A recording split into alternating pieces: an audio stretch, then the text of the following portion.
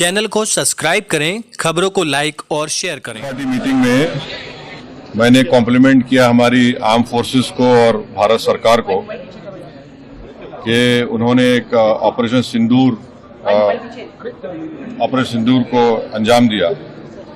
मैंने अपनी बात में ये कहा कि एक इंटरनेशनल कैंपेन हमको चलाना चाहिए टीआरएफ के खिलाफ, और ख़ास तौर से सिक्योरिटी काउंसिल इसको डेजिग्नेट करे और हमको यूनाइटेड स्टेट्स ऑफ अमेरिका को ये बताना है कि वो अपने ही मुल्क में इसको फॉरेन टेररिस्ट ऑर्गेनाइजेशन डेजिग्नेट करे।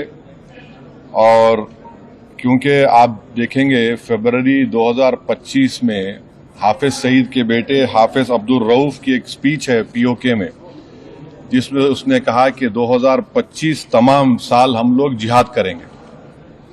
तो ये जिहाद का नाम लेकर, ये भारत में गलत नाम लेकर कत्ल करना चाहते हैं, आतंक फैलाना चाहते हैं।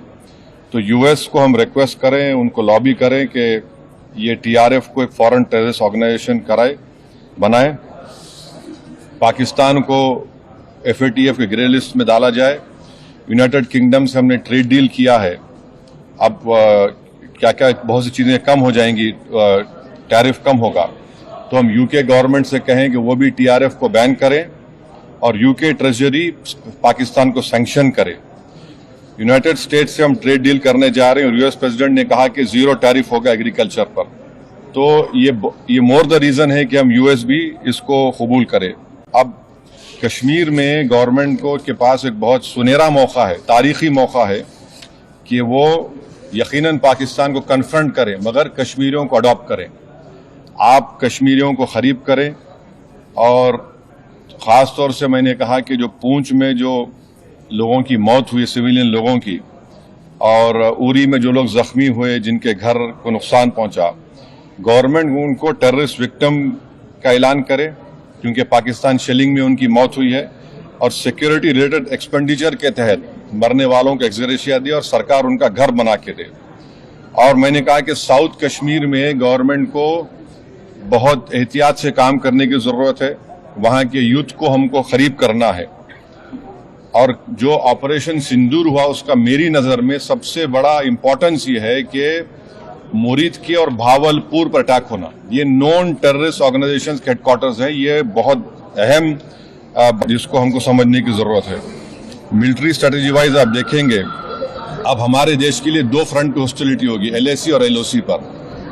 इसलिए कि जब 2016 में उरी हुआ, 2019 में हम बालाकोट किए, आज हमारी 50,000 फौज गलवान और पे बैठी हुई है।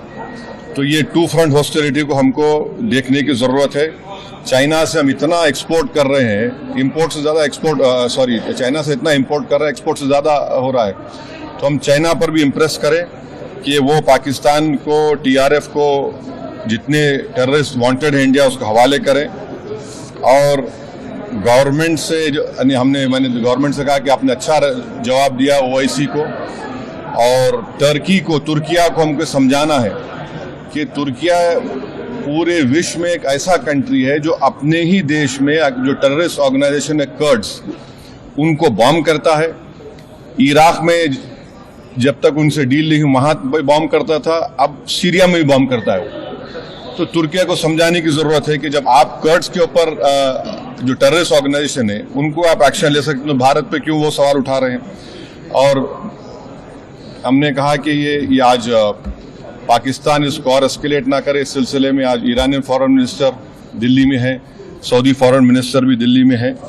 और जो देश में मैंने कहा कि जो एक यूफोरिया है, इसको सरकार को देश को और मुत्तहिद करने के लिए और देश को ताकतवर बनाने के लिए इस्तेमाल करना पड़ेगा।